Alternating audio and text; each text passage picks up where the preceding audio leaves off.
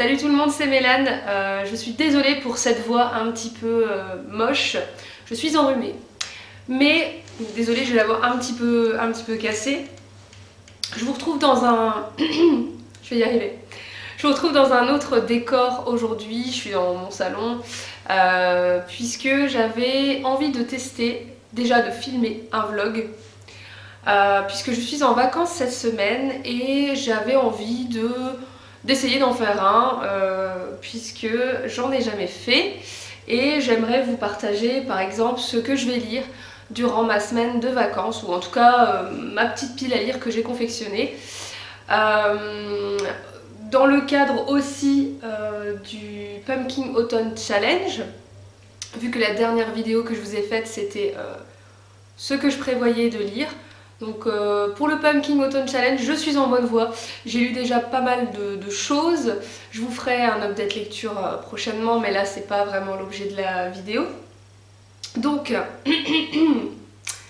durant mes vacances, j'ai vraiment envie d'avoir au moins 2 journées et de chill total et de lire au maximum et de me faire plaisir, de lire des choses graphiques, de lire des choses qui sur les sorcières, vraiment dans l'ambiance automnale, etc.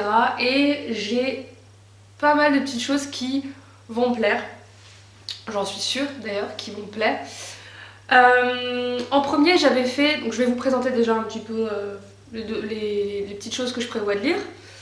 Alors déjà, j'ai commandé donc Verveine et l'équinoxe d'automne. Donc les autrices, c'est Hélène Louise et l'illustratrice est Caroline Millet. Vous la connaissez peut-être sûrement, Caroline Millet tient un blog et elle est très connue comme illustratrice sur Instagram, etc. C'est son pseudo Caro from Woodland. Et j'adore ce qu'elle fait. J'ai vu sur son compte Instagram qu'elle avait fait un projet d'auto-édition avec cette autrice que je ne connaissais pas, Hélène Louise, sur le thème de l'automne. Donc je disais, ça commence bien ce vlog, hein. Donc je disais que j'ai suivi de près sur Instagram le projet, avec des magnifiques illustrations qui passaient, où j'adore son style. Et du coup, bon déjà c'est sur le thème de l'automne. Donc l'héroïne est une petite sorcière, déjà rien que la couve. Donc c'est de l'auto-édition par contre, hein. Il faut, si vous êtes intéressé, il faut le commander sur leur site. Vous pouvez vous rendre sur le blog de Caro from Woodland, je vous mettrai les liens si vous voulez en barre d'infos. Donc celui-là, je veux absolument le lire cette semaine, pendant mes vacances. C'est un livre assez court qui va se dévorer je pense. Je peux vous montrer quelques exemples d'illustrations dans ce roman. J'adore son style, vraiment. Hop, je sais pas si vous allez bien voir. En plus, aujourd'hui, depuis 3 semaines, il fait un peu moche là où je vis, donc bon, en même temps c'est l'automne. Mais du coup, la lumière est dégueulasse et j'ai pas eu envie de me trimballer ma lumière partout dans la maison à chaque fois que je vais vlogger. Enfin, ma lumière pour la caméra. Du coup, je suis désolée, j'essaye de faire au mieux, j'ai mis une petite lampe.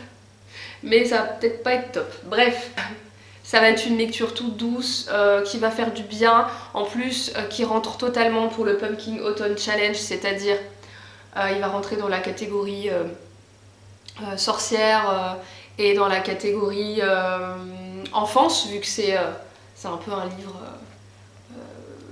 c'est un livre très jeunesse, quoi. Donc voilà, ça rentre dans la catégorie aussi. Et justement, j'ai fait une commande sur le blog de l'illustratrice Caro from Woodland et je les ai reçus. Et alors je suis totalement fan, je vais vous montrer ce que j'ai commandé. J'ai commandé cette carte, donc c'est la carte de l'automne, c'est juste superbe. Je sais pas si vous voyez bien. Donc en fait, il y a... on voit le lac du thé, il y a Poudlard, Royaume du cocooning, Vallée d'Halloween, plage des livres, Starzolo, etc. C'est très très mignon et c'est tout ce que j'aime. Donc je pense qu'il va finir dans un petit cadre et voilà. Je vais lutter cette semaine. J'ai aussi pris cette illustration qui est un automne shop qui est sublime. J'adore les couleurs. Je ne sais pas si vous voyez bien. Donc cette illustration-là. J'ai aussi pris, parce qu'elle illustre des recettes, j'ai aussi pris cette petite illustration avec une recette de cookies. D'ailleurs, j'ai testé ces recettes, elles sont super bonnes. J'ai aussi pris enfin l'illustration de la maison hantée. Si vous connaissez un petit peu, vous savez que j'aime bien ce thème-là. Voilà, c'est très joli. Voilà, je voulais faire juste un aparté sur ça, hein, c'est un vlog, donc autant parler d'autre chose que des livres de temps en temps. Hein. Et avec, elle m'a mis des petits cadeaux, donc déjà elle m'a mis du thé à la citrouille, thé noir à la citrouille, c'était trop bon. Et j'ai eu aussi des autocollants, par exemple celui-là, et ça. Voilà, enfin vraiment, quand on commande, on a vraiment une commande soignée, c'est très joli, enfin bref, voilà, c'est top. Alors on va continuer avec les livres que je compte lire cette semaine. On va rester dans le thème sorcière, etc. Parce que là, moi je suis à fond dedans, hein, c'est ma période. J'ai très envie de lire Wicca, donc le manoir des sorcelages de Marie Alino chez Poulpe Fiction. Voilà, j'ai vu passer cette publication. Déjà la couve, elle est superbe. Encore une fois, c'est un livre jeunesse, mais là un peu moins vu que on suit des héroïnes quand même un peu plus âgées. Voilà, très sympa, enfin la couve très sympa, le résumé donnait très envie. Encore une fois, c'est super pour la période et j'aimerais vraiment le lire aussi cette semaine. C'est pas un roman très long non plus. Ensuite, j'ai complètement craqué chez les éditions du Lumignon. Alors ça c'est Guimauze qui m'a fait découvrir les éditions du Lumignon et je suis totalement fan. Donc j'ai voulu commencer avec Automne, une saison chez les sorcières de Anaïs Goldenberg. Et les éditions Lumignon, c'est vraiment trop mignon. Voilà. Donc là c'est plutôt un conte. Donc voilà, c'est un tout petit livre, un petit conte qui... Moi j'adore les albums jeunesse et les contes, donc forcément travaillant là-dedans, heureusement pour moi que j'aime. Et du coup voilà, un truc tout mignon, tout léger, parfait pour la période, avec des illustrations toutes douces, toutes mignonnes, tout ce qu'il me faut. Ensuite j'ai emprunté deux mangas que je voulais lire depuis longtemps. C'est Beyond the Clouds de Nick, chez Kiun. Donc le premier tome ressemble à ça. Les illustrations ont l'air dingues. Voilà, ça nous parle d'une odyssée onirique à mi-chemin entre les films de Ghibli et les univers de Final Fantasy, avec un petit peu de steampunk. Et j'ai le tome 2 aussi. Voilà. Voilà, donc ça, un petit manga aussi dans l'affaire, ça peut être très bien pour les vacances. Ensuite, je voudrais terminer, parce que vous ne le savez pas encore parce que j'ai pas fait d'update, mais en ce moment je lis aussi Les Légendes de la Garde, donc là il me reste le tome 3 à lire. Et donc, voilà, j'adore cette série, je m'éclate, je passe un super moment aussi avec et c'est top. Ensuite, j'ai emprunté aussi Tu mourras moins bête de Mario Montaigne, le tome 2. Donc, Quoi de neuf, Docteur Moustache. Donc, c'est un livre assez épais, très drôle. Mario Montaigne, je vous la conseille Enfin voilà, je vous conseille d'essayer son style si vous aimez les bandes dessinées humoristiques. L'intérieur, ça se présente c'est dans ce style-là. Voilà. Mario Montaigne s'attaque à votre corps si vous croyez que l'apoptose est une maladie des pieds ou si vous pensez que le stade anal est un lieu de concert de 100 000 personnes, alors ce livre est fait pour vous. Grâce à son programme 5 rires et légumes par jour, la professeure Moustache vous promet un esprit sain dans un cornichon. Je compte continuer le roman que je suis en train de lire qui est un pavé, donc qui est La prisonnière du temps de Kate Morton. J'en suis pas encore à la moitié. J'aime bien pour l'instant, mais Kate Morton c'est vraiment un roman qui... Là en plus il fait plus de 600 pages, qui s'installe doucement, on revient dans le passé, etc., dans l'histoire, enfin voilà. C'est un livre pour l'instant qui est très posé, du coup là je suis dans une période du livre où je suis moins dedans. Mais en même temps c'est parce que j'avais pas trop le temps de lire en ce moment, donc trop de lecture... Enfin ma lecture est pas fluide du tout, je lis un petit bout, ensuite je lis plus pendant 4 jours et ensuite je relis un petit bout, donc je suis un peu perdue en fait. Donc voilà le programme de cette semaine. J'aimerais bien quand même avancer dans le roman de Kate Morton aussi, tant qu'à faire. Voilà, je ne sais pas dans quel ordre je vais lire tout ça, hein. Ça va être complètement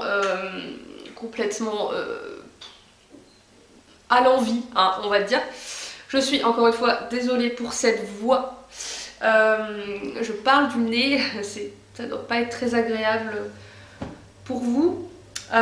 J'espère en tout cas que ce vlog vous plaira quand même. Et puis ben je vous reprends la prochaine fois.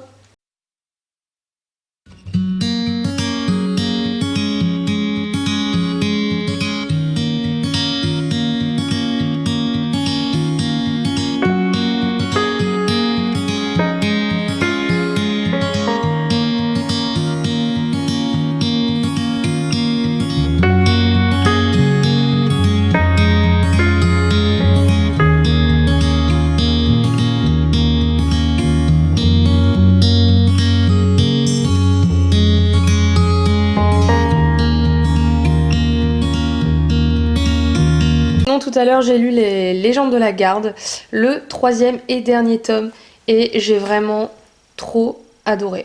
Franchement, il y a un petit quelque chose qui rend l'histoire très sympa et les personnages très attachants.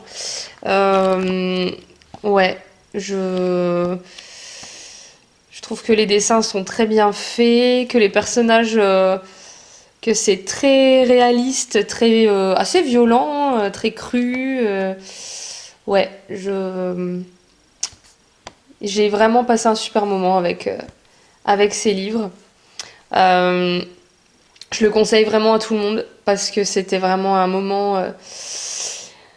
j'ai pas envie de dire tout doux, mais les dessins sont vraiment bien.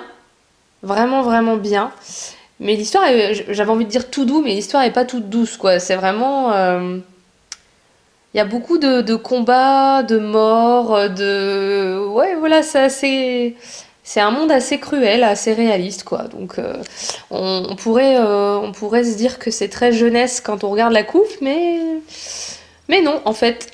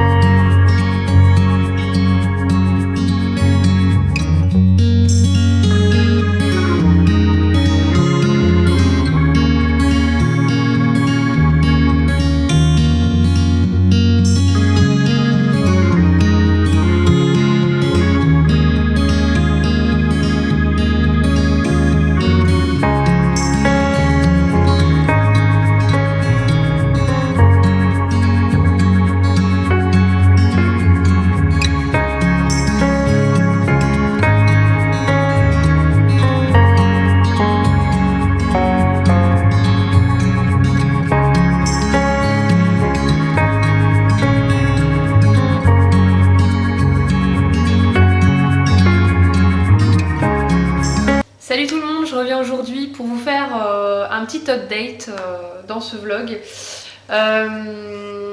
Donc on est lundi. On est lundi 28, la meuf qui connaît plus du tout la date. Je suis encore malade, mais ça va un peu mieux. Voilà, donc je voulais vous faire un petit bilan aujourd'hui, puisqu'en début de semaine dernière, je vous ai présenté ce que je voulais lire pendant ma semaine de vacances. Mes vacances touchent bientôt à leur fin puisque je reprends le travail demain. Et je voulais vous montrer ce que j'ai réussi à lire pour l'instant, depuis, il me semble, mardi dernier ou lundi dernier, je ne sais plus exactement quand est-ce que j'ai commencé. Donc, je vous avais parlé de Wicca, le manoir des sorcelages, de Marie Alino aux éditions Pulp Fiction. C'est un livre que j'ai dévoré en un jour ou deux parce que c'est un livre pas très long quoi. Il fait 213 pages. J'ai vraiment j'ai bien aimé ce... Bon, c'est pas un coup de cœur, mais j'ai bien aimé ce livre. On suit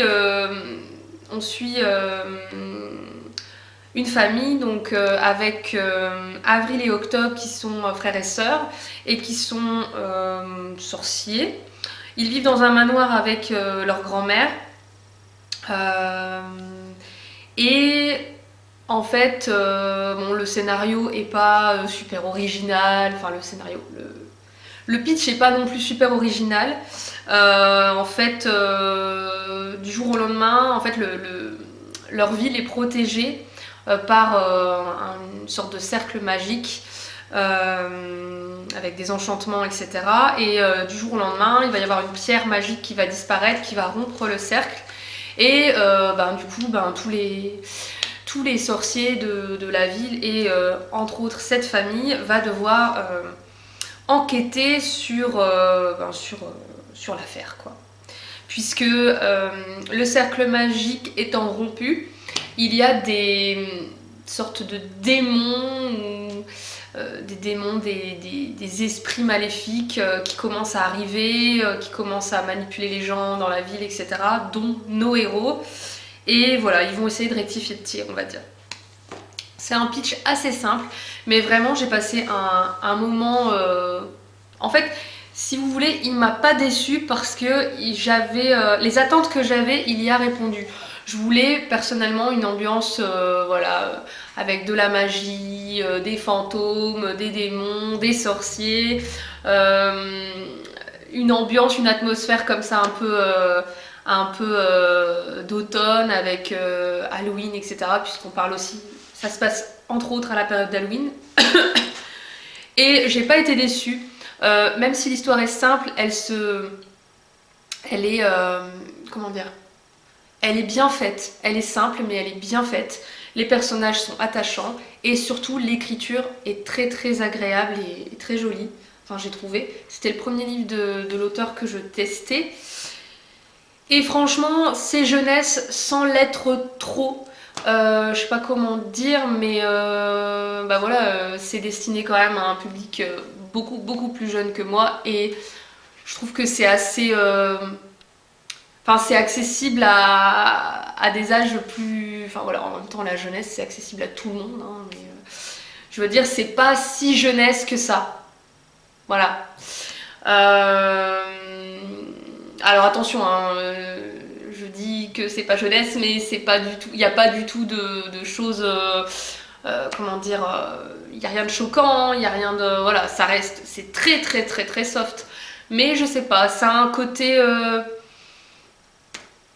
Voilà, la plume de l'auteur a réussi à faire quand même une histoire qui peut se lire par pas mal de public finalement. Voilà, je sais pas trop comment expliquer ça, mais je me suis sentie super à l'aise et je me suis quand même attachée au personnage alors que je suis pas vraiment la cible, quoi. Je sais pas si vous voyez ce que je veux dire. Bref, donc une très bonne lecture si vous recherchez une lecture dans le monde des sorciers, à la période d'Halloween avec... un peu d'humour, un peu de... Donc c'est une histoire qui se passe sur fond d'amitié aussi. Voilà, c'est vraiment très très sympa. Et il y a plein...